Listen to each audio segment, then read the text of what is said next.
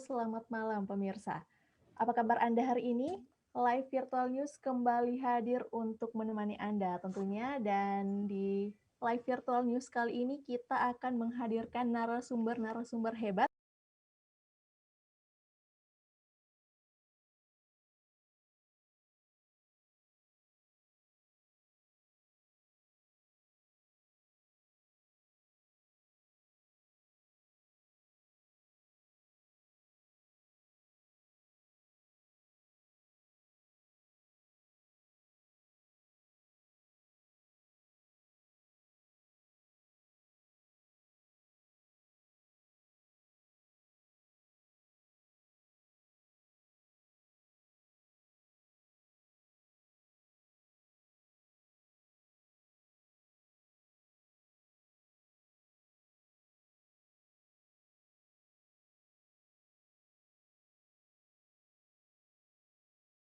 Nasdem Kota Makassar.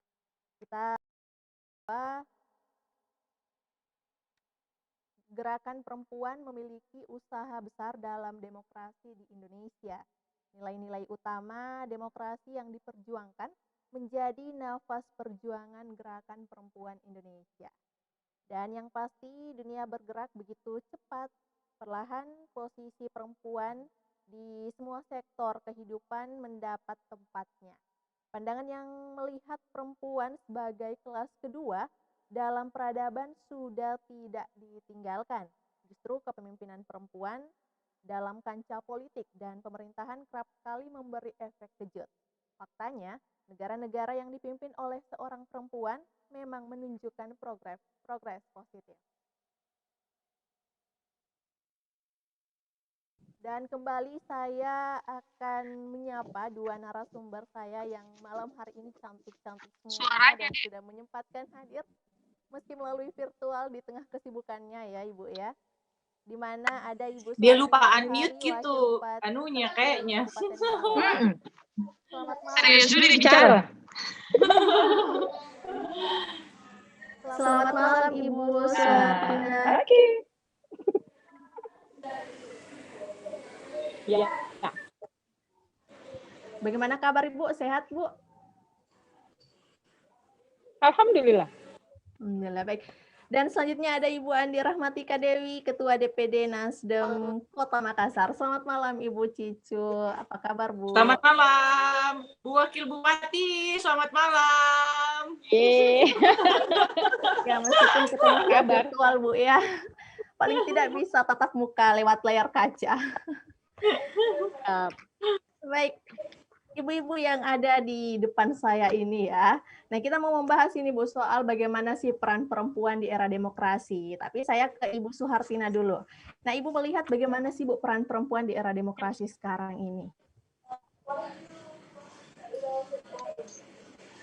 Kalau dibicara mengenai peran, ya saya harus membahasakan bahwa era ini perempuan harus berperan, harus berani untuk menunjukkan dirinya.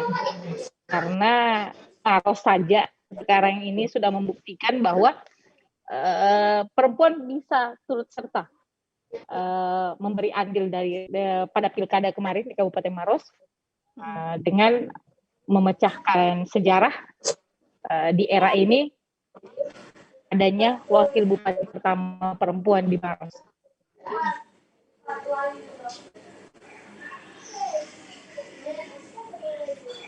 Lihat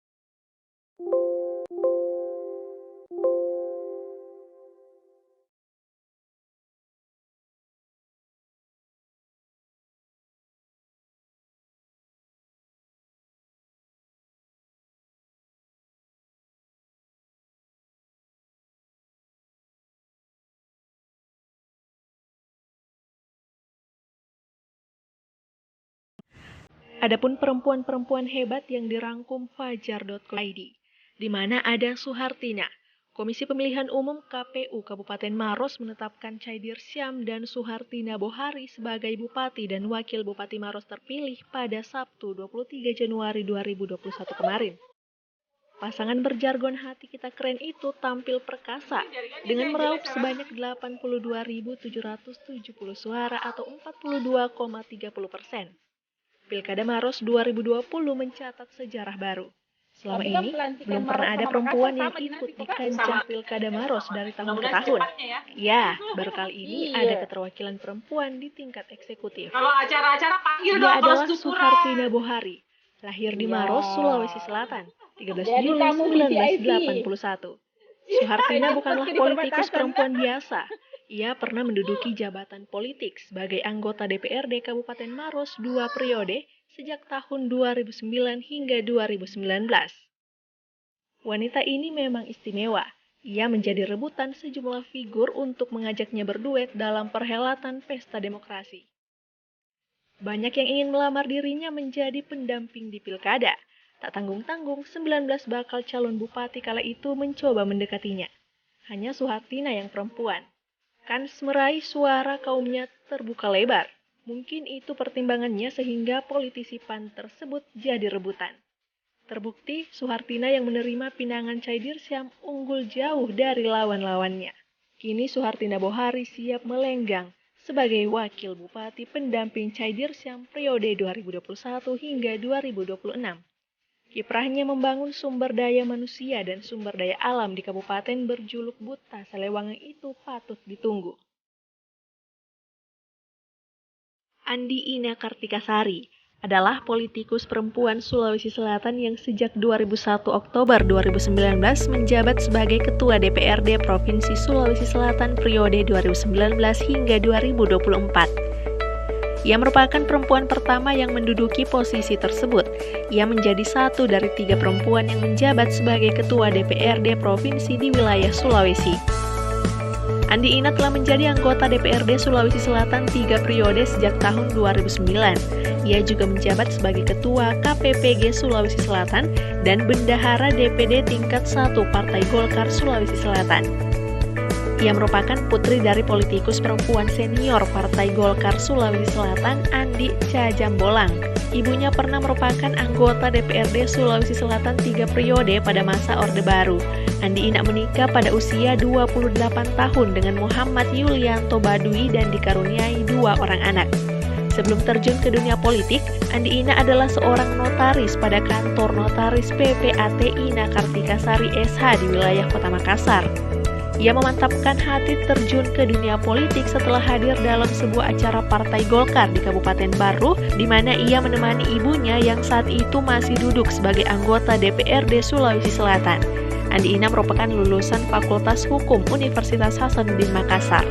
Andi Ina resmi menjabat sebagai Ketua DPRD Sulawesi Selatan periode 2019 hingga 2024, didampingi oleh Syaharudin Alrif dari Partai Nasdem, Darmawang Samuin dari Partai Gerindra, Nikmatullah dari Partai Demokrat, dan Musaiin Alrif dari Partai Keadilan Sejahtera.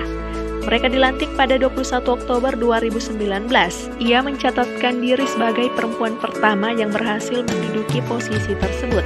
Sebelumnya, ia juga dipercaya sebagai ketua sementara DPRD Sulawesi Selatan didampingi oleh Syaharudin Alrif dari Partai Nasdem sebagai wakil ketua sementara. Selanjutnya ada Indah Putri Indriani, lahir di Enrekang, Sulawesi Selatan pada 7 Februari 1977. Ia adalah Bupati Luwu Utara periode 2016 hingga 2021. Ia adalah perempuan pertama yang berhasil menjadi kepala daerah di wilayah Sulawesi Selatan. Sebelumnya ia merupakan Wakil Bupati Luwu Utara periode 2010 hingga 2015 berpasangan dengan Arifin Junaidi. Sebelum terjun ke dunia politik, Indah menghabiskan waktunya di dunia akademis. Ia dulu bersekolah di Pesantren Modern Dato Sulaiman bagian Putri dan sekarang menjadi Ketua Ikatan Alumni Pesantren Modern Dato Sulaiman. Ibu dua anak ini pernah tercatat sebagai staf pengajar program S1 dan Extension FISIP UI, dosen pasca sarjana ilmu politik UI, dosen FISIP Universitas Bung Karno, dan dosen FISIP Universitas Muhammadiyah Jakarta. Pada pemilihan Kepala Daerah Kabupaten Luwu Utara periode 2016 hingga 2021, Indah Putri Indriani kembali terjun di dunia politik dengan mencalonkan diri menjadi bupati dan berpasangan dengan Muhammad Taharum sebagai wakilnya. Indah resmi bertarung duel dengan pasangan petahana Luwu Utara Dr. Andes Arifin Junaidi dan wakilnya Andi Rahim. Pada pertarungan kepemimpinan daerah 5 tahunan ini, pasangan Indah Tahar dinyatakan oleh KPU sebagai pemenangnya. Indah pun mencatat sejarah baru di pilkada di Sulawesi Selatan, yakni perempuan pertama yang tercatat menjabat sebagai bupati di Provinsi Sulawesi Selatan. Selanjutnya ada Andi Rahmatika Dewi Yustitia Iqbal, lahir di Makassar 27 Oktober 1983. Ibu satu orang anak ini berpendidikan di SD 03 Pagi Pela Mampang, Jakarta, SMP Negeri 141 Jakarta Selatan, SMA Negeri 6 Jakarta Selatan, S1 Kedokteran Gigi Unhas. Organisasinya pun cukup banyak, di mana Wakil Ketua Komite Nasional Pemuda Indonesia KNPI Makassar 2010, Wakil Ketua HIPMI Makassar 2015, Ketua Gerakan Wanita Partai Nasdem 2015, Ketua Serikandi Pemuda Pancasila Makassar 2013 hingga 2016, Wakil Ketua Benteng Komando Sulsel, Wakil Ketua BKMT Kota Makassar, Ketua Kaukus Perempuan Politik Indonesia KPPI Wilayah Sulawesi Selatan, Partai Golkar 2008 hingga 2013, Ketua Partai Nasdem Kota Makassar 2013. Fatmawati Rusdi menjadi Wakil Wali Kota Makassar perempuan pertama. Perempuan kelahiran Kota Parepare 9 Mei 1980 ini merupakan istri dari Rusdi Mase, mantan Bupati Sidrap yang kini menjadi anggota DPR RI. Selama menjadi ketua PKK, perempuan berusia 40 tahun ini kerap membuat terobosan. Alumnus Fakultas Ekonomi Universitas Jayabaya ini bertekad tak ada lagi warga di Kabupaten Sidrap yang buta aksara Al-Quran. Karena itu dia menggagas program yang menuaikan banyak pujian dari para tokoh agama.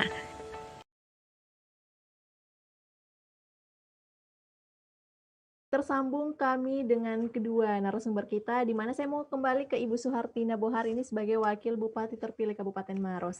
Ibu Suhartina tadi mengatakan bahwa memang sebagai perempuan pertama tentu memiliki tantangan sendiri.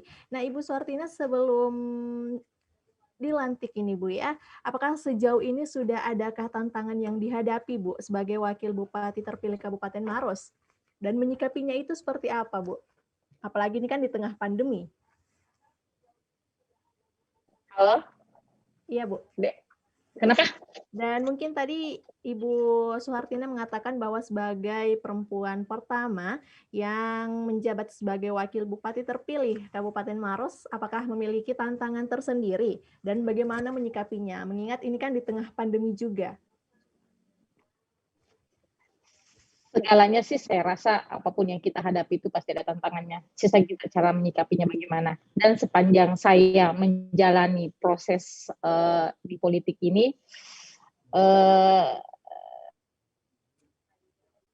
tantangannya sih pasti satu hal, di semua masyarakat selalu melihat bahwa kalau kita berhadapan dengan masyarakat, yang dilihatnya dulu ini, di depan kita ini perempuan. Bisa enggak ya?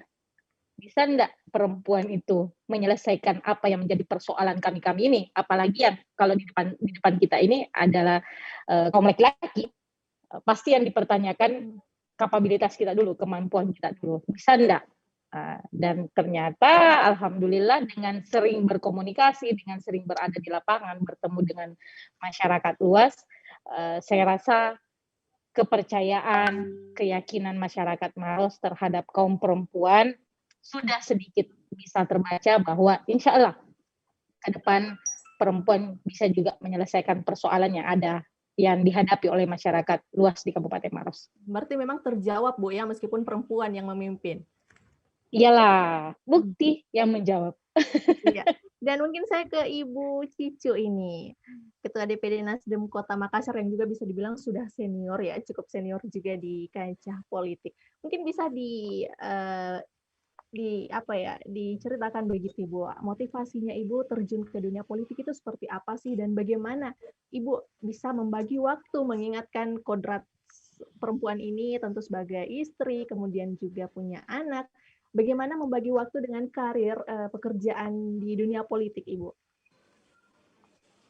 Ya, sebelumnya terima kasih untuk Fajar yang sudah mengundang saya untuk acara live Zoom ini, juga kepada selamat untuk Ibu Wakil Bupati yang terhandal, tercantik, tersayang, sudah terpilih. Alhamdulillah, bangga sebagai sama perempuan bahwa ternyata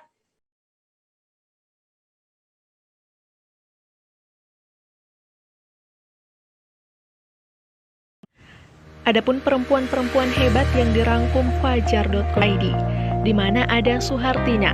Komisi Pemilihan Umum KPU Kabupaten Maros menetapkan Chaidir Syam dan Suhartina Bohari sebagai Bupati dan Wakil Bupati.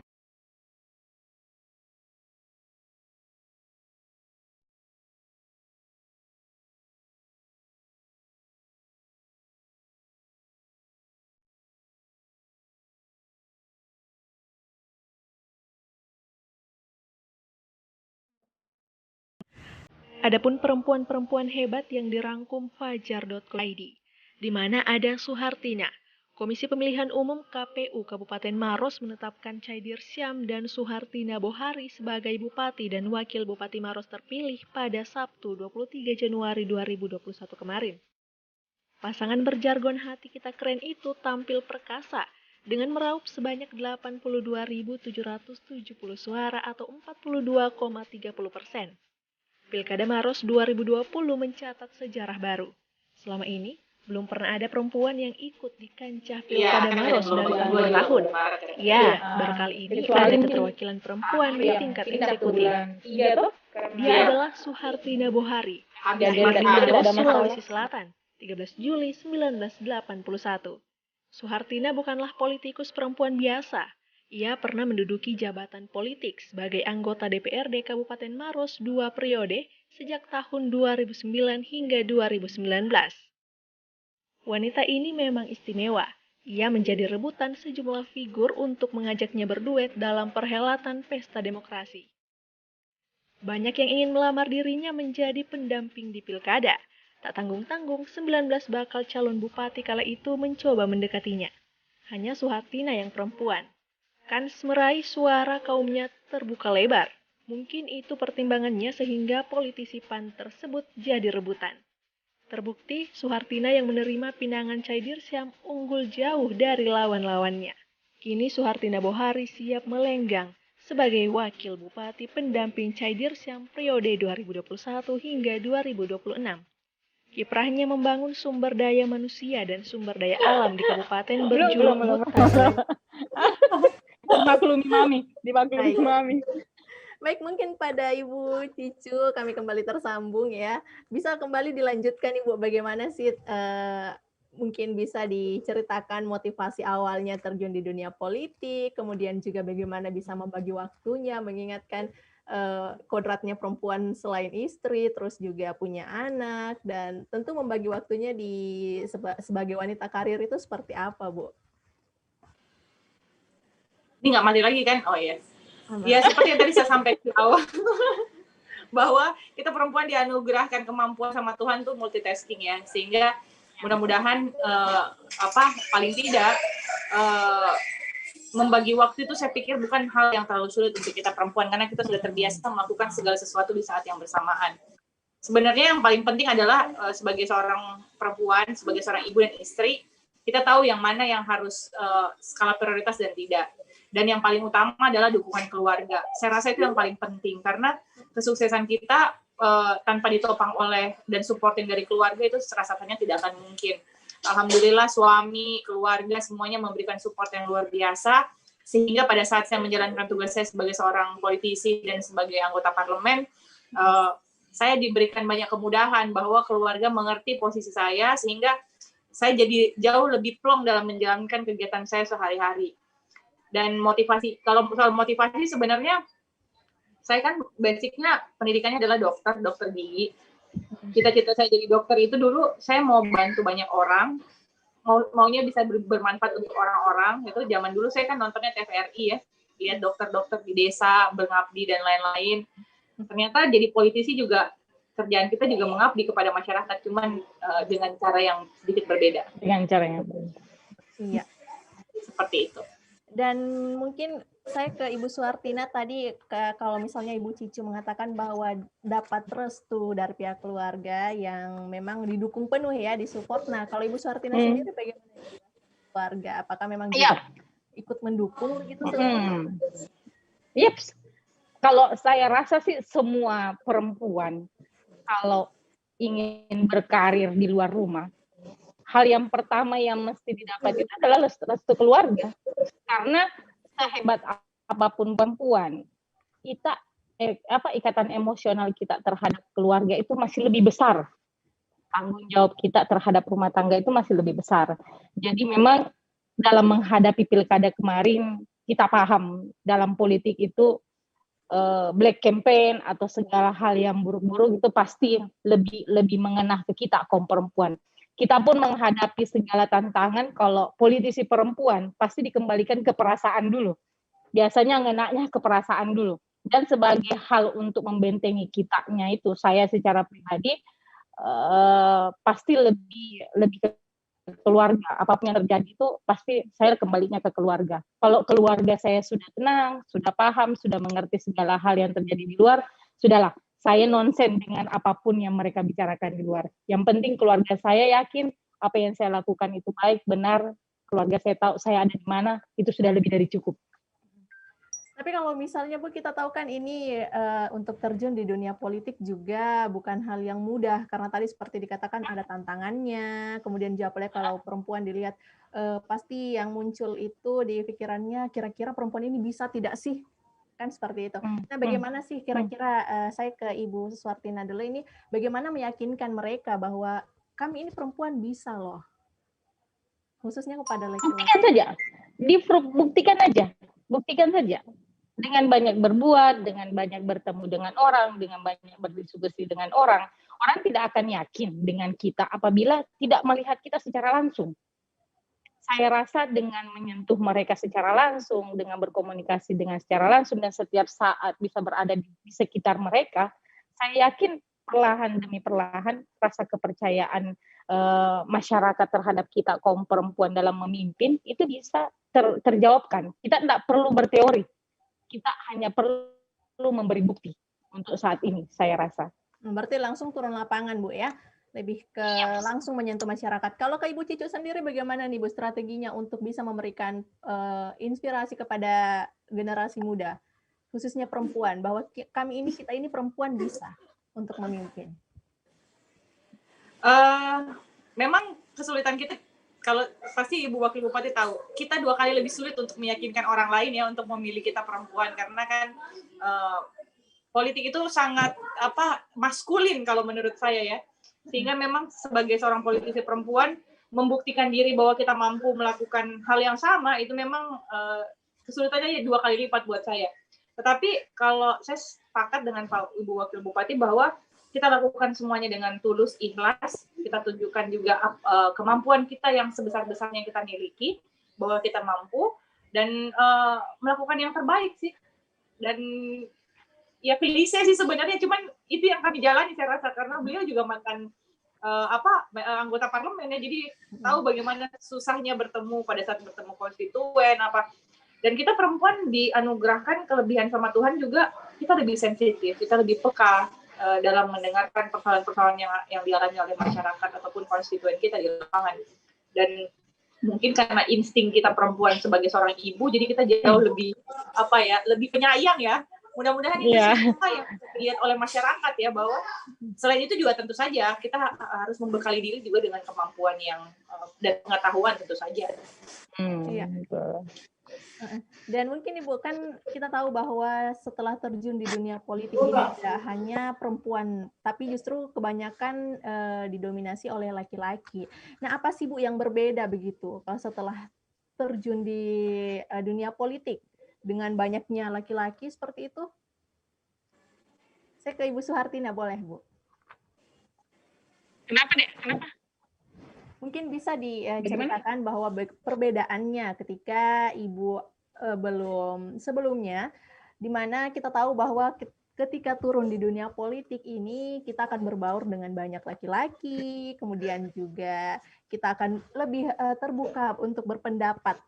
Kira-kira apa sih yang membedakan ketika sebelum turun di dunia politik dan setelah masuk di dunia politik? Kalau saya di dalam pergaulan dan bersosialisasi tidak selalu saya rasa di perbedaannya. Karena terus terang dari dulu saya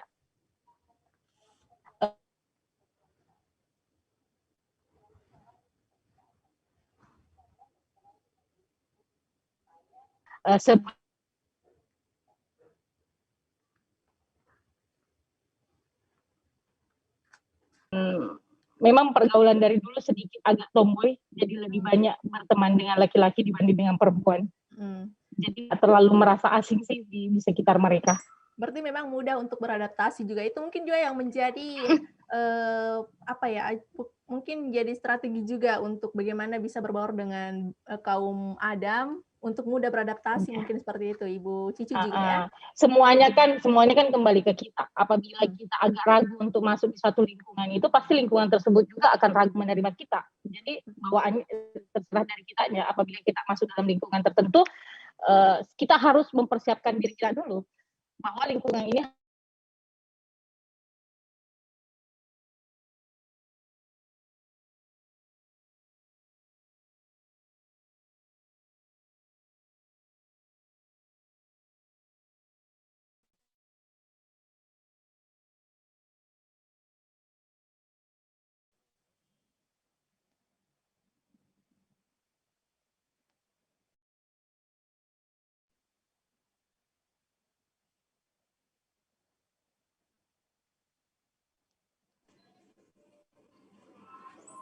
mereka hilang lagi, Kak.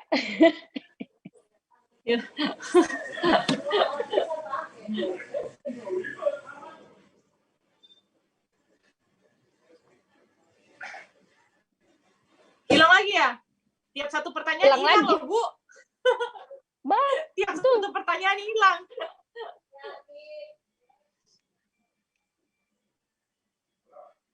Yang tidak serunya ini orang lagi semangat menjawab, mereka hilang. Menjawab, iya. Hilang jadi kayak enggak. Kayak hilang apa mau dibilang. Iya.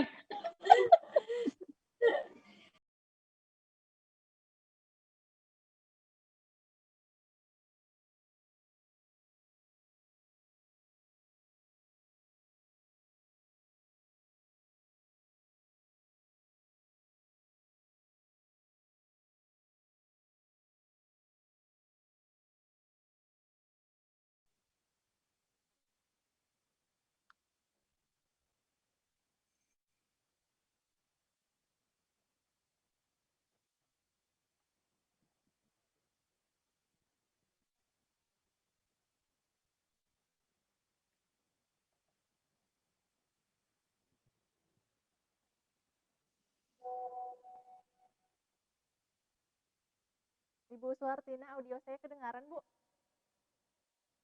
Audionya kedengaran? Iya. Maaf, tadi kami sempat sedikit, ya ini terkendala jaringan lagi, Bu, seperti biasa. Dan kalau misalnya kita kembali bahwa di era modern saat ini, terutama di kota metropolitan ini, Bu, emansipasi perempuan kan begitu nyata. Tapi untuk di daerah-daerah tertentu ini, bagaimana cara mewujudkannya, Bu? Emansipasi wanita.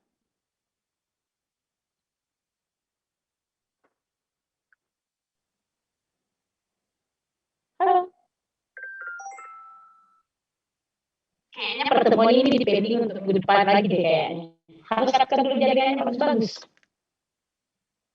Iya. Ya mungkin bisa kami pertanyakan bahwa di era modern seperti ini kan kita tahu bahwa di kota metropolitan itu emansipasi perempuan cukup nyata, Bu ya. Nah, tapi bagaimana dengan di daerah? Kalau di Kabupaten Maros saya rasa tidak menjadi persoalan. Masyarakat Maros sekarang sudah bisa menerima emansipasi wanita. Sudah banyak perempuan yang aktif di luar rumah.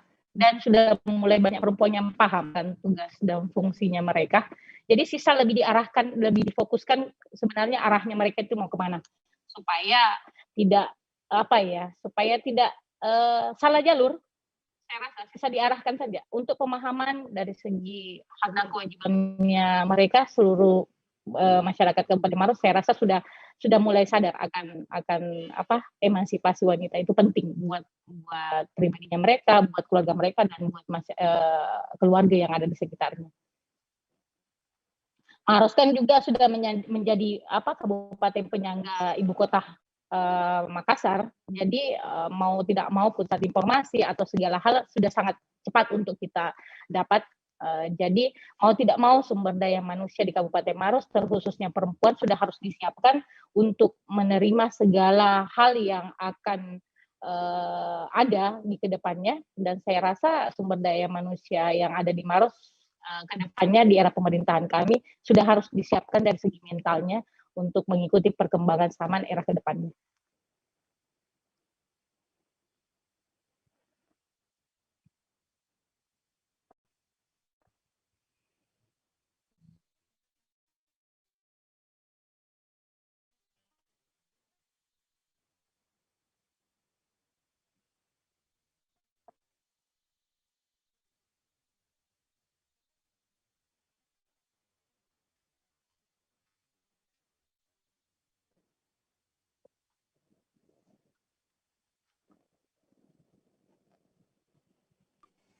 Oke, walaupun suaranya tidak terlalu kecil sekali ya, yang saya tangkap adalah bagaimana peran kita dalam meminimalisir kekerasan yang terjadi terhadap perempuan, baik itu domestik ataupun di luar rumah ya.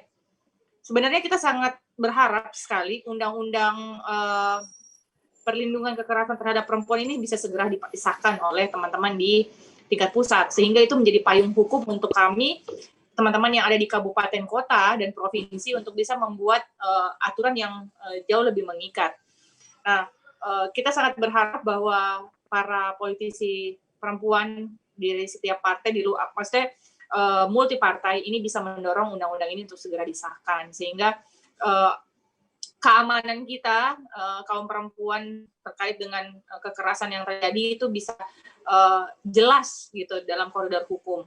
Tetapi kami juga sangat berharap bahwa dari perempuan itu sendiri lebih memahami bahwa pada saat Anda mendapatkan kekerasan baik di rumah ataupun di luar rumah, untuk segera melakukan melaporkan diri ataupun menghubungi keluarga terdekat ataupun instansi yang terdekat sehingga bisa cepat ditangani. Banyak sekali kasus-kasus kekerasan yang terjadi pada perempuan, tetapi perempuan itu sendiri tidak berani untuk melaporkan hal tersebut, sehingga memang perlu artinya lebih banyak disosialisasikan terkait apa yang harus dilakukan pada saat kita mendapatkan kekerasan dan lain-lain.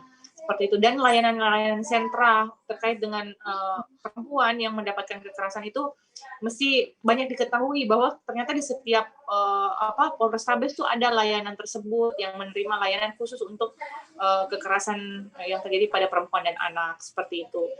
Dan tentu saja tugas ini bukan tugas yang ringan dan bukan hanya 1-2 orang ataupun 1-2 instansi saja yang harus melakukan hal tersebut, tetapi kita semuanya harus memberikan support untuk meminimalisir terjadinya kekerasan terhadap perempuan dan anak. Mungkin itu.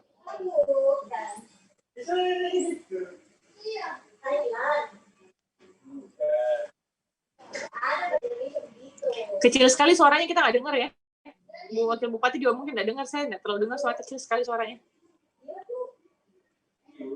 Suara tadi dengar gak? Suaranya mereka saya nggak dengar.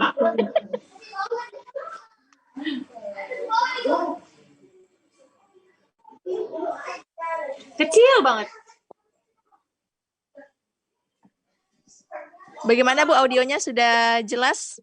Oke. Iya.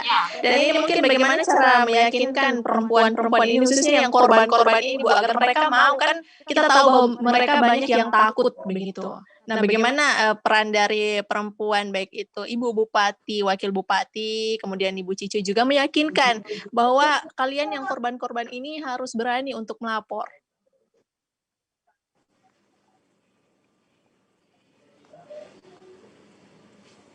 Bu Wakil Bupati. Saya ke Ibu Suhartina dulu, boleh? Ya, Bagaimana? Mungkin bagaimana Ibu cara meyakinkan korban-korban ini khususnya perempuan ya, agar mereka mau untuk melapor? Yang pertama pasti menyediakan rasa nyaman dan aman bagi mereka. Jaminan bahwa apabila mereka melapor dari segi privasi dan segala hal itu mesti kita lindungi. Dan saya hadir di Maros sebagai bisa dibilang sebagai ibu dari semua warga Kabupaten Maros.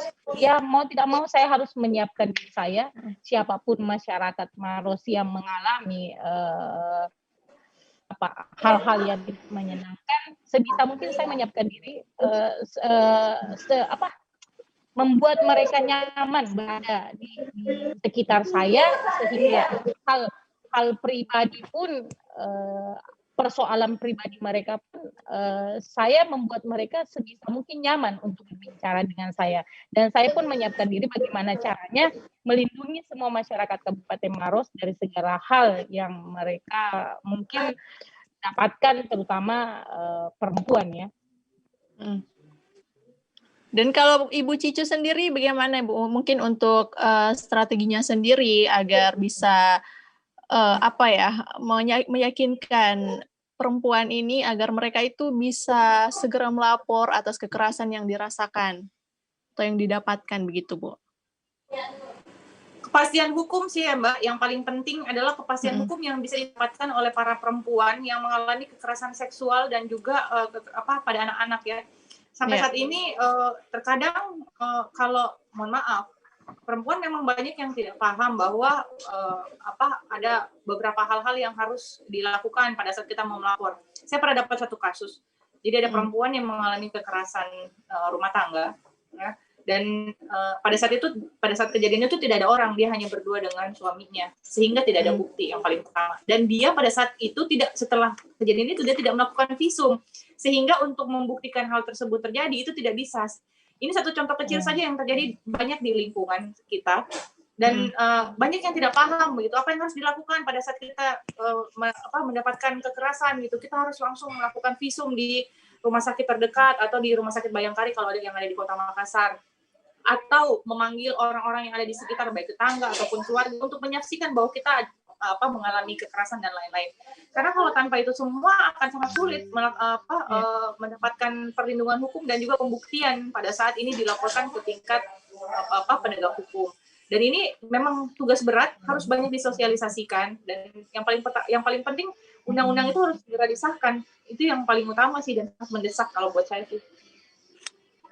Iya, dan mungkin Ibu, kalau misalnya kita lihat generasi milenial saat ini, khususnya bagi perempuan, mungkin bisa sebagai inspirasi begitu Bu, mungkin bisa disampaikan bahwa sebagai perempuan itu tidak hanya sekedar bekerja di rumah, tetapi juga bisa menjadi contoh seperti ibu-ibu yang ada di depan kita ini semua.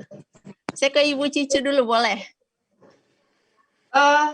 Untuk adik-adikku, para perempuan-perempuan hebat yang ada di Sulawesi Selatan, bahwa menjadi seorang ibu rumah tangga dan menjadi seorang wanita karir itu merupakan pilihan kita masing-masing, dan kedua-duanya itu adalah hal yang mulia ya. Dan saya berharap bahwa apapun pilihan kita yang akan kita pilih ke depannya, lakukan dengan tulus hati dan ikhlas ya, sehingga hasil yang kita dapatkan itu akan begitu luar biasa. Jadi antara kita ingin menjadi seorang ibu di rumah atau kita ingin menjadi seorang ibu yang bekerja, itu tidak ada persoalan. Jangan menempatkan kita di posisi yang harus memilih gitu, karena sebenarnya yang kita lakukan dua-duanya ini untuk kebaikan. Jadi tetap semangat. Kalau untuk saya selalulah berpikir untuk bisa selalu bermanfaat untuk orang lain. Jadikan diri kita ini selalu bermanfaat gitu. Jadi apapun pilihan profesi kita, selalu tanamkan dalam diri kita bahwa insya Allah saya bisa bermanfaat untuk orang lain.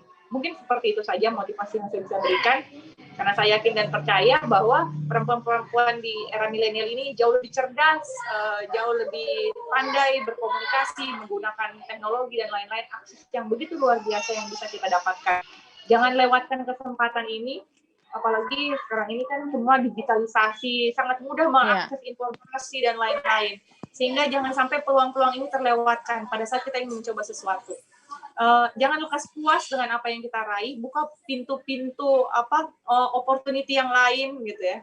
Satu contoh saya jadi pendidikan dokter gigi, akhirnya ujung-ujungnya jadi politisi kan. Kalau nggak bayangin dia udah nggak jauh gitu. Tapi kan jangan cepat puas, bukan selalu selalu tantang diri kita untuk melakukan hal-hal yang lain. Mungkin seperti itu. Iya, dan mungkin kepada Ibu Suhartina juga mungkin sebagai inspirasi yang ingin disampaikan begitu kepada khususnya kaum milenial perempuan. Yep. Kalau saya sih lebih menekankan be yourself aja. Saya yakin kalau menjadi diri sendiri, jalan ke depan itu akan terbuka luas. Dan saya selalu menekankan apapun yang kita cita-citakan ke depan itu, jadilah manusia yang jujur, bertanggung jawab. Setiap kita mencita-citakan sesuatu, ya istilahnya sampai maki dulu di tujuan, kalau memang belum jodohnya di situ, barulah kita belok kanan mencari jalan yang lain. Biasanya kan karena terlalu bersemangatnya ini anak-anak muda, mungkin terlalu banyak cita-citanya di depan, jadi semuanya dikerjakan setengah-setengah, tidak ada yang tuntas. Jadi kalau saya lebih kepada pokoknya saat fokus terhadap satu tujuan dulu, tuntaskan. Kalau memang sudah jodohnya insya Allah akan berhasil, kalau tidak ya kita apa salahnya kita menyeberang ke bidang yang lain. Intinya kalau saya bisa bilang sih habiskan semua proses kegagalan masa depanmu selama kamu masih muda. Insya Allah kalau memang sudah jodohnya, sudah fokus di situ, pasti akan ketemu juga. Iya. Mungkin kita kembali ke Ibu Suhartina dulu, mengingat Ibu Suhartina ini kan sebagai wakil Bupati Maros ya terpilih. Nah, Ibu mungkin apakah ada program-program khusus ini Bu, khususnya untuk untuk perempuan ke depannya? Banyak. Oh, ada pastinya apa-apa banyak. Pastinya banyak. Karena cerminan pastinya ke depan ini cerminan keberhasilan pemerintahan kami itu pasti banyak berfokus kepada perempuan, karena sejarahnya memang baru ada perempuan di kancah eksekutif Kabupaten Maros. Mau tidak mau perempuan Maros yang nantinya akan lebih banyak menuntut bahwa peran mereka nantinya di pemerintahan ini di mana. Salah satu mungkin yang bisa saya gerakkan secepatnya begitu kami dilantik insya Allah di bulan ini adalah menggerakkan perekonomian rumah tangga. Saya mengajak kepada seluruh masyarakat Kabupaten Maros, khususnya yang ibu-ibu, kalau memang mau membantu bergeraknya perekonomian yang ada di Kabupaten Maros saat ini, saya akan berusaha untuk menciptakan entrepreneur atau menciptakan usaha-usaha home industry yang ada di Kabupaten Maros. Saya akan berusaha memberdayakan semua ibu-ibu yang mempunyai banyak waktu kosong untuk memanfaatkan apa sebenarnya yang mereka bisa lakukan. Minimal dia berusaha atau mempunyai toko-toko kecil di depan rumah mereka, minimal bisa membantu perekonomian keluarga menghadapi era pandemi COVID-19 ini. Yang pastinya juga saya akan menumbuhkan sikap dan mental di mana masyarakat Kabupaten Maros ke depannya jangan terlalu bercita-cita menjadi PNS. Saya mau mendorong mereka menjadi seorang pengusaha-pengusaha. Jangan selalu bergantung bahwa saya harus kerja di mana. Paling tidak saya mau membuat mereka, mari ayo menciptakan lapangan pekerjaan buat orang-orang di sekitar kita. Karena saya yakin dan percaya bahwa perempuan itu punya superpower, punya kekuatan yang besar. Apabila kita manfaatkan, apabila kita berdayakan, apabila kita olah dengan baik, insya Allah akan berfaedah banyak untuk orang di sekitar kita. Iya, dan mungkin saya ke Ibu Cici yang tadi kan kata Ibu Suhartina ini bahwa memang untuk dianjurkan sebaiknya begitu, jangan cuma berpikir untuk jadi PNS, ya kan? Kalau Ibu Cici sendiri bagaimana ini, Bu? Sepakat. Jadi perlu kita ketahui bersama bahwa saya sepakat sekali dengan program yang Bu Wakil Bupati sudah sampaikan tadi, bahwa bagaimana pergerakan ekonomi dari rumah tangga itu perlu disupport oleh pemerintah. Jadi memang data yang ada di Sulawesi Selatan, kita punya 1 juta UMKM yang terdaftar ya by name by address ya menurut Dinas Koperasi dan UMKM Sulsel. Dan paling banyak pelaku UMKM adalah perempuan. Sehingga sudah sangat tepat apabila program supporting yang diberikan oleh pemerintah itu kepada pelaku UMKM dan perekonomian rumah tangga gitu, usaha kecil menengah gitu, home industry, seperti itu. Dan saya sepakat sekali karena pelakunya juga paling banyak itu adalah perempuan gitu. Perempuan, iya. Karena pandemi seperti ini, pergerakan mereka itu sangat luar biasa gitu karena banyak pegawai yang dirumahkan, banyak yang di PHK, sehingga sebenarnya para ibu-ibu pelaku UMKM ini penopang ekonomi keluarga loh sebenarnya di masa sulit ini ya, sehingga memang sangat penting sekali memberikan support kepada mereka itu. Saya sepakat bahwa zaman dulu gitu orang disuruh jadi PNS ya, mungkin kalau zaman now orang mungkin sekarang kan gitu ya. Iya, sekarang kan mungkin bahkan mungkin masih terdapat juga beberapa orang tua ya, lebih tepatnya mungkin Ibu untuk berpikir bahwa PNS itu semasa depannya cukup besar ya, kemudian seperti itu. Nah, tapi saya sepakat. Kita tidak menyalahkan ya, itu kan pilihan masing-masing. Tetapi betul. Itu kan selalu ada ya, luar biasa loh kalau mamanya apa yang sangka gitu kalau dari usaha rumahan nanti ke depannya akan punya pabrik sendiri dan lain-lain, kita kan tidak pernah tahu. Iya, dan tapi kalau misalnya kita kan dia tidak bisa pungkiri Bu, pemahaman orang-orang terdahulu bahwa memang misalnya mereka berpikir bahwa PNS itu akan lebih masa depannya lebih cerah lah misalnya seperti itu dibanding dengan pengusaha ya. Nah, tapi bagaimana strateginya supaya mereka ini sosialisasi seperti apa begitu yang akan diberikan nantinya kepada khususnya generasi muda, khususnya perempuan? Terus, mungkin kayak Bu Suhartina dulu, boleh? Kalau sekarang ini di Kabupaten Maros yang terjadi, dulu memang kita anak-anak lebih mendengar apa maunya orang tua. Apa-apa yang harus kita lakukan mesti mendengar maunya orang tua. Namun sekarang ini saya lihat eranya sudah terbalik. Orang tua justru yang lebih meminta pendapat ke anak-anaknya. Jadi kalau persoalan mengenai masa depan anak-anak sekarang ini lebih kembali tanggung jawab pribadi anak-anaknya sendiri. Orang tua sekarang ini kalau di Kabupaten Maros sudah menyerahkan segala-galanya keputusannya kepada anaknya masing-masing. Orang tua sisa mengikuti. Karena saya paham mungkin orang tua sekarang ini mengerti posisinya bahwa di zaman teknologi era digital ini anak-anaknya sekarang lebih pintar, lebih paham, lebih mengerti perkembangan era dibanding mereka orang tuanya. Jadi untuk campur tangan orang tua terhadap masa depan anak-anaknya sekarang ini di Kabupaten Maros, saya rasa sisa tinggal kekuatan doa saja dan support secara kekeluargaan.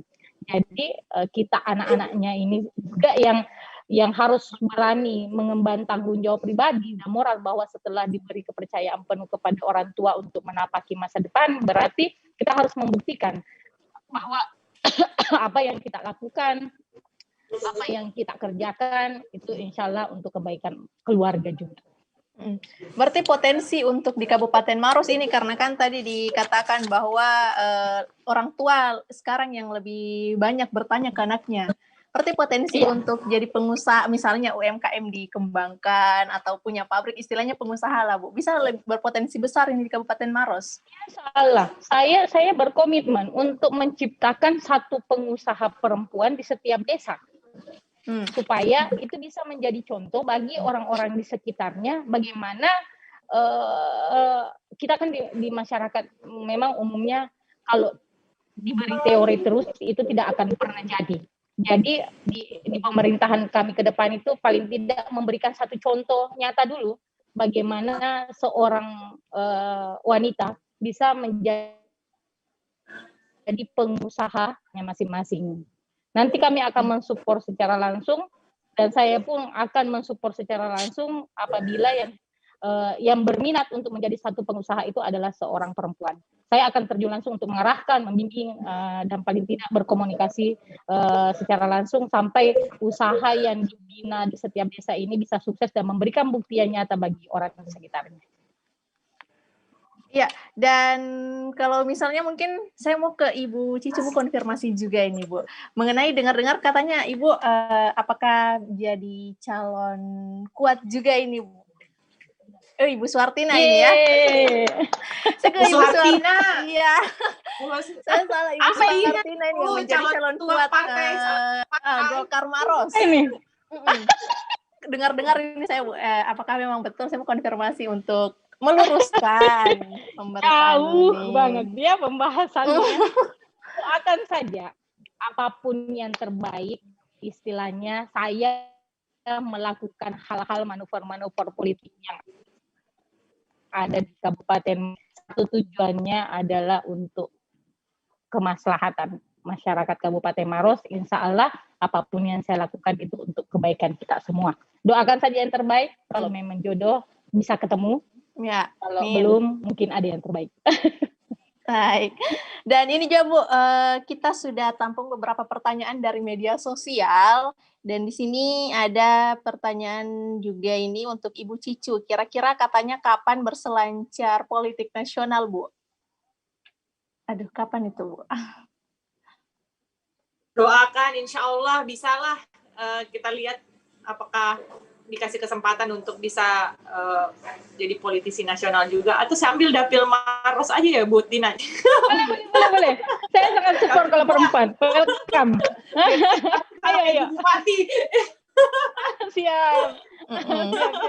Berarti jenjang karir untuk perempuan dimanapun tempatnya boleh dong Bu ya. Seperti Ibu Cicu kan dokter gigi bisa beralih ke politik. Nah, sudah umum loh itu Mbak sekarang. Ya kan itu sudah nggak kayak dulu, orang sekolah jadi sarjana hukum jadi akhirnya jadi hakim, jaksa, lawyer gitu ya. Sekarang udah enggak, semua orang ada yang sarjana apa jadi apa gitu. Sudah bukan hal yang baru ya. Dan ini juga saya kembali lagi ke pertanyaan netizen juga ini, bahwa apakah untuk Ibu Wakil Bupati nih, adakah program-program pelatihan untuk UMKM perempuan? Iya, ada. Insya Allah ada. Kami kan karena apapun yang kami lakukan itu kan istilahnya buat melatih pengembangan sumber daya manusia. Kami akan melakukan pelatihan-pelatihan untuk bagaimana mengembangkan sumber daya alam, sumber daya manusia yang ada di setiap desa di Kabupaten Maros. Kami nanti akan membangun. Sekarang ini Kabupaten Maros kan alhamdulillah pembangunannya sudah sangat bagus di tingkat kabupaten dan hampir di seluruh Kabupaten Maros. Nanti kami akan memfokuskan pembangunan sumber daya manusia dan sumber daya alamnya itu dimulai dari desa-desa. Jadi setiap desa akan kami olah, akan kami gali apa yang menjadi sumber daya alam unggulan yang ada di sekitar situ. Kami akan berupaya untuk membantu, membackup dan istilahnya pokoknya membackup apapun yang menjadi program prioritas di setiap desa itu yang memungkinkan untuk menjadi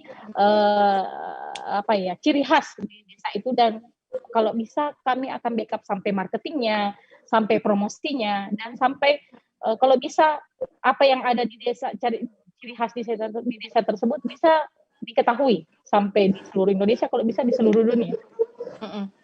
Nah, mungkin untuk tadi disebutkan bahwa di desa-desa ini, Bu, apakah semua akan dilibatkan ataukah ada memang target-targetnya berapa dulu kah, UMKM-nya kah, atau misalnya berapa targetnya? Kami sih akan fokus kami akan fokus setiap kegiatan itu di satu desa program tuntas, sehingga apa yang kami lakukan akan berproses sampai betul-betul selesai dan tidak melakukan program setengah-setengah. Misalnya kami mulai suatu usaha satu desa tersebut, kami akan mulai dari proses misalnya penanamannya, proses pabrikasinya, proses penjualannya, proses promosinya, hingga proses bagaimana produk tersebut bisa sampai kepada pembeli. Kami akan melakukan proses yang tuntas untuk di setiap desanya. Iya, berarti memang Ibu untuk sampai ke sini kan dibutuhkan juga digitalisasi. Sekarang kan juga sudah sangat modern. Nah, kalau misalnya apakah memang khusus untuk sosial media selain membantu UMKM juga dari peran Ibu Suhartina ini menyampaikannya seperti apa, Bu, selain dengan dari sosial media ini? Kenapa, Dek? Halo? Selain dari menyampaikan melalui media sosial, karena tadi kita tahu bahwa digitalisasi ini sangat penting, sangat berperan juga. Selain itu, apakah ada strategi lain yang bisa dilakukan sebagai wakil bupati terpilih?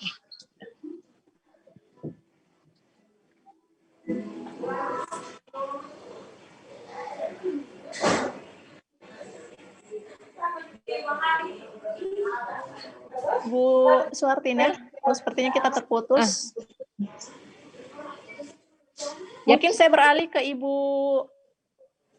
Cicu ini, katanya ada pertanyaan ini Bu juga. Rencana apakah Ibu akan buka praktek klinik gigi, Bu? Ini pertanyaan netizen ini, Bu. Mau, insya Allah. Jadi kedepannya itu memang jadi salah satu cita-cita besar saya, bahwa juga punya klinik, karena ilmu yang saya punya kan harus juga diimplementasikan. Mudah-mudahan. Maunya sih punya klinik yang bisa terjangkau untuk semua lapisan warga masyarakat, sehingga bisa mendapatkan akses kesehatan juga. Nanti insya Allah. Iya. Kalau waktu sudah agak lebih banyak gitu.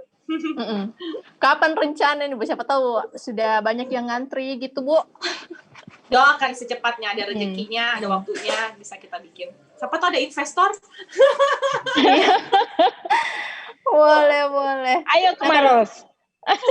Ayo ke Maros, boleh. Saya tangkap itu. Kode. Iya, berarti memang untuk pekerjaan-pekerjaan lain boleh dong ya Bu, untuk perempuan, untuk beralih gitu. Dan ini juga kita banyak juga yang tanya nih Bu, katanya ini nikah yang wakil bupati terpilih yang lagi viral itu, wah saking viralnya Ibu. Berarti memang cukup terkenal juga Ibu. Viral Suhartina ini. Viral begitu.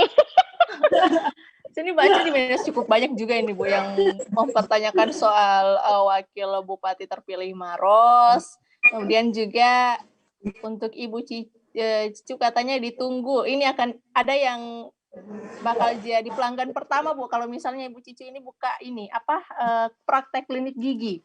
Siap katanya. Harganya berapa? Harganya katanya kalau untuk yang perdana berapa Bu? Aduh, sudah tanya harga belum buka sudah tanya harga. Ya? Aduh.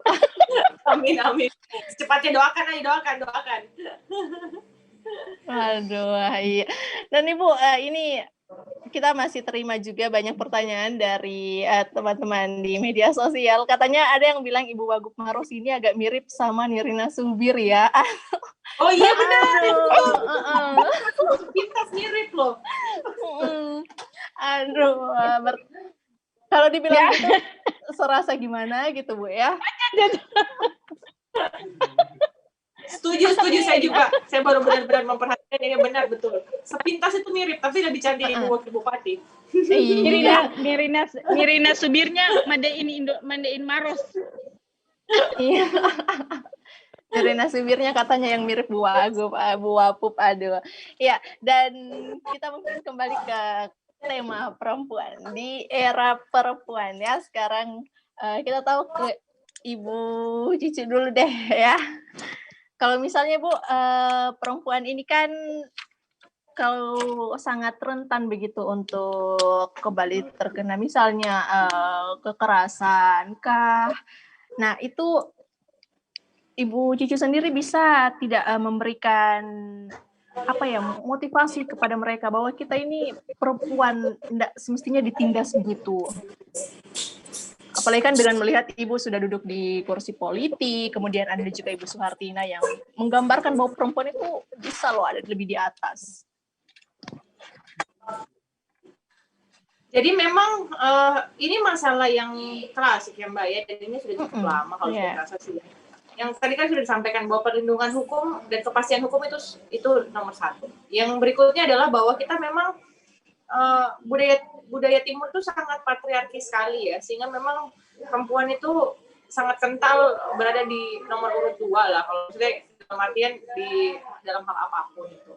Sehingga memang yang perlu diberikan kesadaran, sosialisasi, pengetahuan adalah perempuan itu sendiri, begitu bagaimana bisa melindungi diri, memahami hak-haknya sebagai seorang warga negara, sebagai seorang manusia gitu.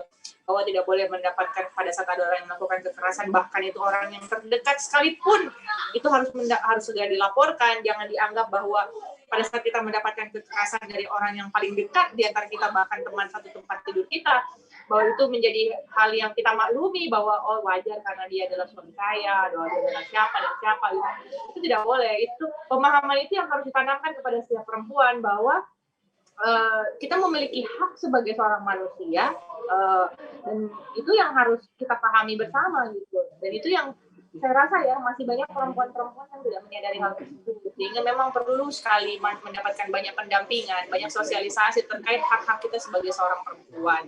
Dan saya berharap sih kepada para pemimpin-pemimpin yang ada di yang ada di salah satunya Ibu Suhartina, nanti insya Allah kalau menjabat itu menjadi PR berat ya, bahwa menyadarkan kita perempuan itu sendiri terkait dengan hak kita dan apa yang harus kita lakukan pada saat kita mendapatkan keadaan tersebut. Iya, dan kalau Ibu Suhartina sendiri tadi yang dikatakan Ibu Cicu ini mengatakan bahwa menyadarkan perempuan itu cukup tantangannya cukup besar juga. Nah, menyikapi itu bagaimana, Ibu?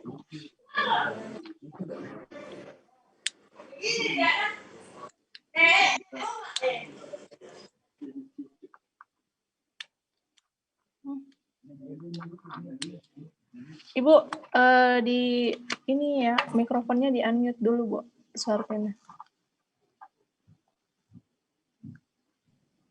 Yep. Iya, oke, boleh lanjut, Bu. Kalau yang menyadarkan perempuan yang ada di Kabupaten Maros, yang perlu dibenahi dari awal mungkin kesadaran akan pentingnya pendidikan dulu. Paling tidak saya merasa apabila masyarakat kita sudah bisa menikmati jenjang pendidikan yang lebih tinggi, berarti pola pikirnya pun akan sedikit berubah. Dan menemani berbicara atau berbicara dengan orang yang ada pendidikannya itu akan lebih mudah kita mempengaruhi mereka, lebih mudah akan kita memberikan pemahaman kepada mereka bahwa kita sebagai seorang perempuan punya hak dan tanggung jawab yang sama dengan laki-laki. Punya hak berbicara, punya hak untuk mengungkapkan pendapat, dan punya hak juga terhadap diri sendiri. Hak terhadap masa depan kita juga. Hak privasi kita juga ada. Sehingga mungkin ke depannya itu saya akan lebih mendorong penyadaran mereka pentingnya pendidikan bagi putri-putri kita yang ada di Kabupaten Maros.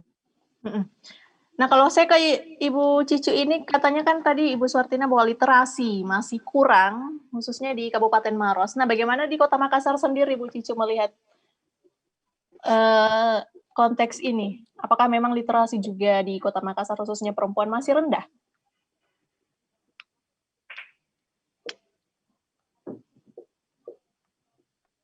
Tingkat pendidikannya? Iya, tingkat pendidikan dari masyarakat kita khususnya perempuan di Kota Makassar, apakah literasinya mengenai kekerasan inikah masih cukup rendah? Saya ke Ibu Cicu. Baik, sorry. Jangankan soal literasi soal kekerasan ya, secara keseluruhan minat literasi, budaya literasi kita di Indonesia itu sangat rendah loh, Mbak. Sehingga memang itu yang juga menjadi salah satu kendala. Tapi memang juga karena mohon maaf mungkin akses yang dimiliki juga di setiap wilayah itu juga kurang memadai gitu. Coba kalau kita lihat nonton film luar negeri ya, orang tuh perpustakaannya bagus-bagus Mbak di sekolah ataupun perpustakaan umumnya itu sangat bagus-bagus. Sedangkan kita tuh tidak sedikit sekali ada pusat literasi yang ada di Indonesia yang punya tempat yang bagus. Jadi kalau mau bicara soal literasi terkait dengan kekerasan, ya sudah pasti orang literasi secara umum saja kita rendah, Mbak. Iya. Dan itu yang tidak disadari oleh mungkin nanti Bu Bupati tuh harus ada tuh yang gerakkan anak SD sebelum masuk tuh harus membaca. Jadi dalam satu hari tuh mereka bawa pulang buku. Mereka akan besoknya menceritakan, saya habis baca buku ini ceritanya ini. Itu kan menumbuhkan minat literasi ya secara tidak langsung. Itu salah satu contoh saja ya. Ya, dan ini tadi dikatakan bahwa dilengkapi juga dengan fasilitas kalau misalnya ingin meningkatkan literasi. Nah, salah satunya tadi ada perpustakaan. Nah, apakah ada rencana ini untuk Ibu Suhartina sendiri untuk program ke depannya, Bu, bagaimana? Ya, kita ada program di program kerja kita di Hati Kita Keren itu. Kedepannya nanti akan berusaha bagaimana di setiap warkop yang ada di Kabupaten Maros itu harus ada rak-rak bukunya. Iya. Dan kami kemarin sudah diskusi dengan penggiat literasi yang ada di Kabupaten Maros. Kami akan mencetuskan program satu orang 15 menit setiap hari membaca itu satu buku. Dan kami pun bersepakat, saya dengan Pak Bupati Kerennya bersepakat. Kami kan cerminan pemimpin yang memang lebih senang berada di lapangan, lebih senang ada nongkrong di warkop-warkop, bertemu dengan orang di warkop-warkop. Kami berkomitmen bahwa kami tidak akan masuk di warkop itu kalau tidak ada rak bukunya. Jadi kami akan berupaya untuk memberi informasi bahwa sebisa mungkin di setiap warkop ya selain bisa main game, bisa bertemu dengan siapapun, ya sambil menunggu jangan juga main game terus toh, paling tidak ya lirik-lirik lah itu buku. Nah, kita juga kan sugestinya kalau memang ada buku dan kita lagi kosong, ya pasti ngelirik ke buku, ambil buku. Walaupun dibuka yang penting ada lah kelihatan dulu, memancing dulu. Lama-lama pasti insya Allah akan terpancing juga untuk membaca. Berarti rencana itu program itu akan diterapkan di semua warkop yang ada di Kabupaten Maros kamu atau seperti apa? Iya, kami akan berupaya memberikan informasi seluas mungkin bahwa di setiap warkop sebisa mungkin difasilitasi dengan buku dan rak bukunya. Iya, dan Ibu kalau misalnya kita bicara soal moral pendidikan juga ini Bu, mengingat ini kan yang marak saat ini aplikasi yang banyak juga ya digandrungi anak muda. Salah satunya mungkin TikTok ini, Bu. Nah, mungkin apakah kalau saya ke Ibu Cici dulu deh. Kalau misalnya melihat apakah moral anak dengan menggunakan media sosial yang tadi ya atau aplikasi ini terlihat menurunkah atau bisa juga digunakan sebagai hal positif dengan adanya aplikasi ini? Kalau saya sih segala sesuatunya itu punya pro kontra ya. Jadi ada pro dan kontranya. Segala sesuatu seperti itu. Sama dengan teknologi yang kita rasakan hari ini. Ada pro dan kontra. Kalau yang paling penting untuk saya, kita sebagai orang tua adalah bagaimana kita mengawasi anak-anak kita dalam menggunakan gadget gitu ya. Dengan berbagai macam aplikasi. Saya tidak hanya menuju kepada satu aplikasi saja. Tetapi bagaimana peran kita sebagai seorang orang tua untuk bisa membatasi yang mana yang boleh dan mana yang tidak gitu. Karena kita tidak bisa juga membiarkan anak-anak kita tidak melek teknologi gitu. Karena dengan adanya teknologi hari ini, mau tidak mau memang itu sangat mempermudah dan anak-anak kita menyerap informasi dengan begitu cepat gitu. Bahkan di luar, maksudnya tidak bisa kita bayangkan begitu bahwa anak seusia sekian gitu sudah paham berbagai macam hal-hal yang baru yang mungkin waktu kita zaman dulu itu tidak paham sama sekali. Tapi itu buah dari teknologi gitu. Nah, tergantung kita menyikapinya seperti apa. Sehingga saya tidak bisa menyalahkan teknologi ataupun aplikasi yang sekarang ini sedang booming, tetapi bagaimana kita sebagai orang tua bisa melakukan pengawasan dan membatasi anak-anak kita untuk mengakses itu hal-hal tersebut gitu. Jadi ya mamanya kalau boleh nonton itu boleh, tapi kan ada restrict gitu, kita bisa batasi apa yang bisa dia nonton. Kemudian jam penggunaan gadgetnya juga harus diberikan. Memang dalam satu hari dia cuma boleh pakai 1 jam, atau bahkan ada orang tua hanya boleh pakai gadget pada saat weekend. Tapi hal itu sangat sulit hari ini karena kita kan belajar online. Jadi anak-anak yang memang pakai gadget gitu. Jadi mau tidak mau kita yang memang harus aktif ya. Itu tantangan kita hari ini terhadap teknologi yang kita rasa memudahkan hidup kita. Iya. Itu, Mbak. Dan memang kita tidak bisa lepas juga Bu ya dari yang namanya teknologi. Berarti tergantung peran orang tua juga. Kembali misalnya orang tua untuk bagaimana mengawasi anak-anak dalam menggunakan sosial media. Nah, kembali lagi saya ke pertanyaan netizen lagi nih, Bu. Ke Ibu Suhartina ini katanya kira-kira kapan realisasinya soal program warkopnya, Bu? Aduh, berarti sudah banyak yang nunggu ini, Bu. Banyak nanti programnya ini. Belum dilantik sudah ditanya kapan realisasi, Bu. Berarti cukup banyak ya. Betul. Secepatnya begitu kami dilantik, begitu kami disahkan, insya Allah program itu bisa secepatnya berjalan.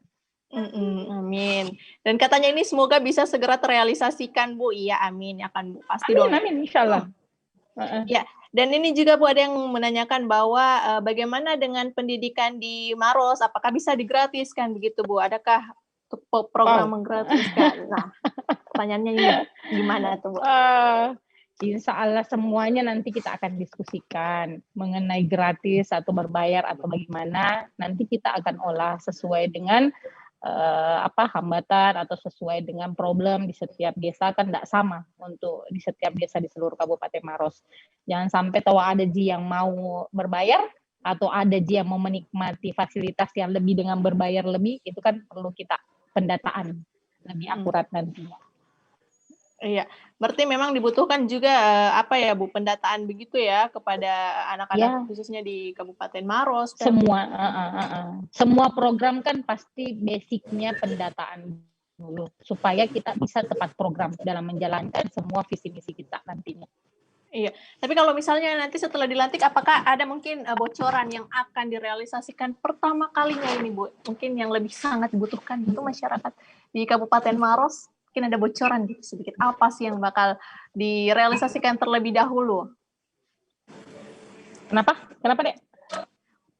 Mungkin ada bocoran Ibu nanti ketika akan dilantik ya, apakah akan ada realisasi atau program yang akan segera direalisasikan kalau sudah dilantik? Yang lebih pertama begitu Bu, yang dahulu, yang pertama. Program yang pertama kali mau dijalankan. Akan direalisasikan nantinya kalau misalnya sudah dilantik. Halo. Ya Bu. Audio saya kedengaran?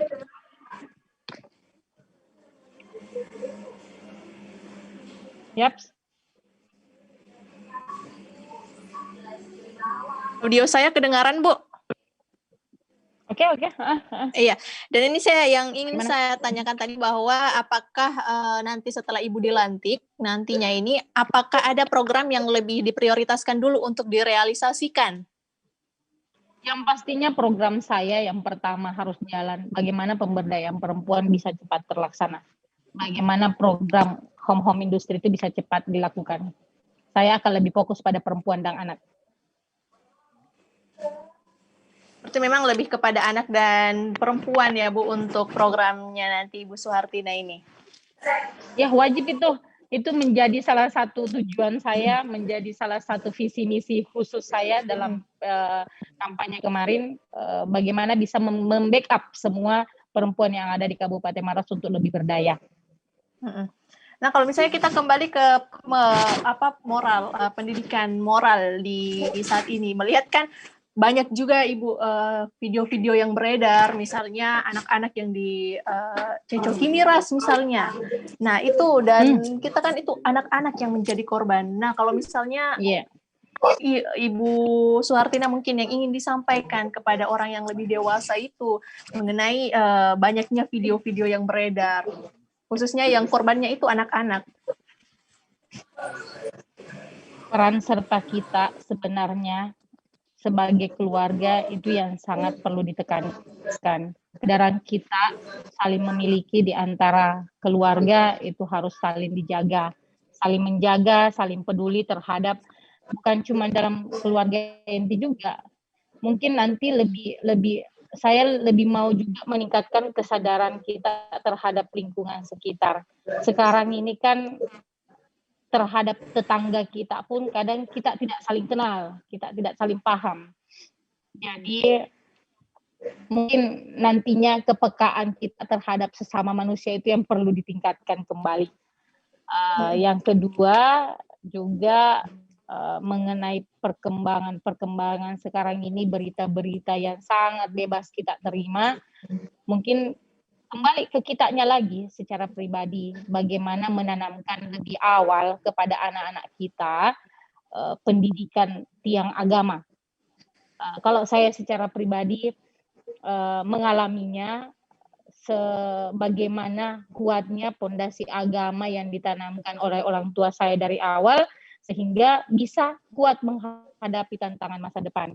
Kalau saya rasa mental agama kita dari awal sudah terbentuk, insya Allah untuk memilah hal-hal ke depan kita yang mana yang baik dan mana yang tidak itu bisa serta-merta ada dalam diri kita untuk menjalankan kehidupan ini. Iya, dan kalau saya ke Ibu Cicu lagi, kalau misalnya ini Bu, bagaimana juga menyikapi kembali bahwa kita lihat untuk generasi milenial saat ini moral pendidikannya ini masih cukup rendah, mengingat video-video banyak yang beredar. Nah, mungkin yang ingin disampaikan begitu Bu kepada mereka, khususnya yang dewasa ini, mengingat yang korbannya kebanyakan anak-anak.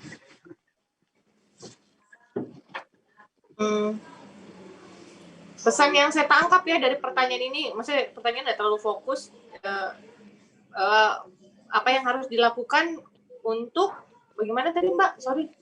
Ya, untuk menyikapi ini Bu, menyikapi maraknya pendidikan moral yang cukup rendah dan banyak juga video yang beredar mengenai anak-anak yang menjadi korban. Misalnya saja anak-anak yang dicecoki miras. Nah, itu yang anak-anak ini yang cukup miris juga karena mereka yang menjadi korban. Jadi apakah mungkin ada yang ingin disampaikan kepada pelaku-pelaku ini, khususnya yang orang dewasa dan orang tua pastinya? Ya harus dapat hukuman yang sepantasnya lah saat melakukan kejahatan, berapapun umurnya itu ya Mbak ya, kalau saya. Kemudian anak-anak itu harus dibekali oleh pendidikan agama yang baik ya, karena kan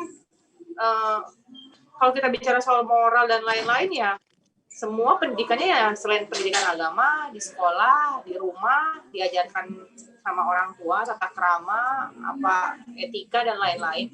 Itu yang paling penting sih.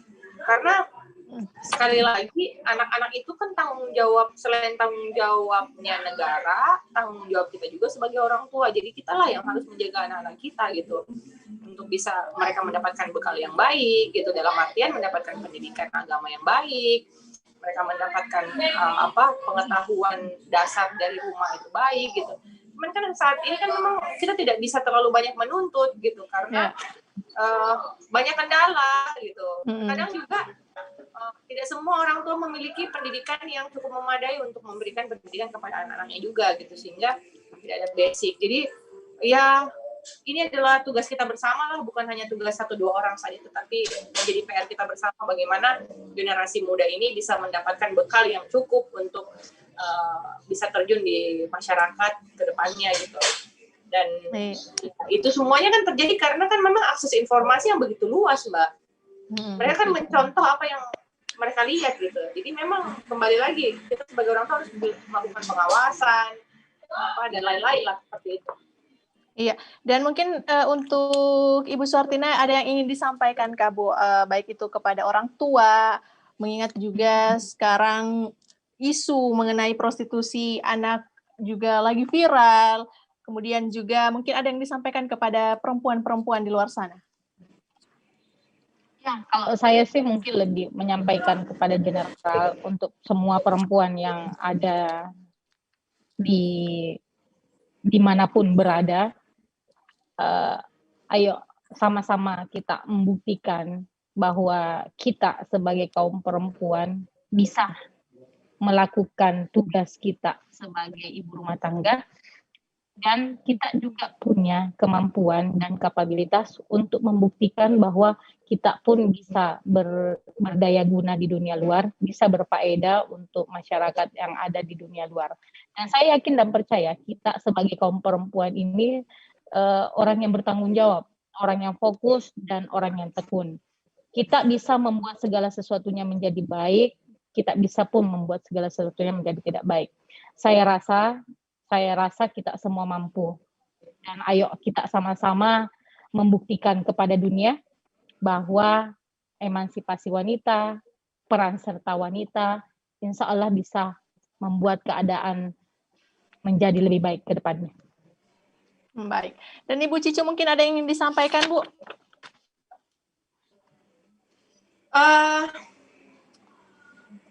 Saya cuma kembali aja deh ke agama kita ya, maksudnya mohon maaf, agama saya agama Islam gitu. Perempuan adalah tiang agama gitu ya. Bahwa kesuksesan kesuksesan suatu keluarga, kesuksesan suatu bangsa itu ada di tangan perempuan. Jadi jangan pernah menganggap remeh peran perempuan gitu, dan bekalilah anak-anak perempuan kita dengan pendidikan yang selayak-layaknya yang mereka dapatkan, karena mereka akan menjadi ibu ke depannya.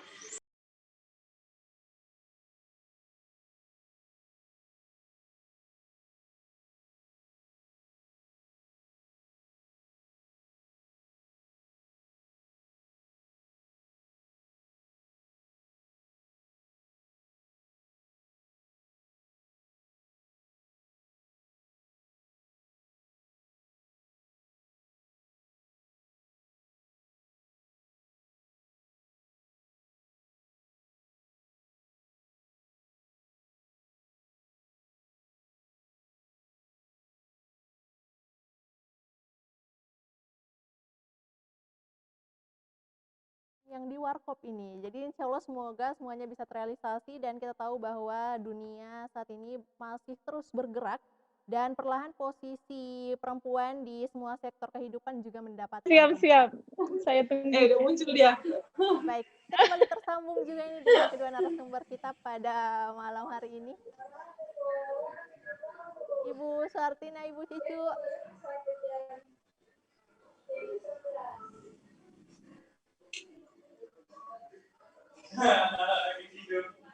Ibu Suhartina, Ibu Cici, audio saya kedengaran, Bu? Iya, siap. Iya, siap. Iya. Baik, Ibu, maaf. Ini kembali lagi seperti hal yang sama dari yang pertama tadi, Bu, ya. Mohon maaf ini.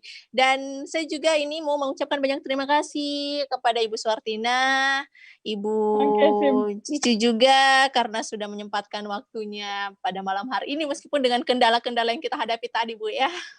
Ya. Kami mohon maaf atas, dan kami juga dapat pesan ini katanya untuk Ibu Suhartina, semoga programnya bisa segera terrealisasikan, khususnya yang warkop itu, Bu. Berarti tanda-tandanya banyak yang menunggu. Siap. Dan Ibu Cicu katanya disegerakan buka klinik gigi. Amin, semoga ya. Karena pendaftarnya sudah banyak. Saya juga. Boleh. Kalau saya, Bu, bagaimana, Bu? Boleh daftar tidak? Iya. Oke, baik. Boleh lah. Untuk Ibu Cicu dan dua narasumber kita katanya dapat salam dari produser saya ini. Siap, salam kembali. Baik, mantap. Baik, makasih Ibu Suhartina dan Ibu Cici. Cici, makasih banyak. Assalamualaikum warahmatullahi wabarakatuh. Waalaikumsalam warahmatullahi wabarakatuh. Baik, pemirsa, itulah tadi live virtual news yang sudah kami hadirkan.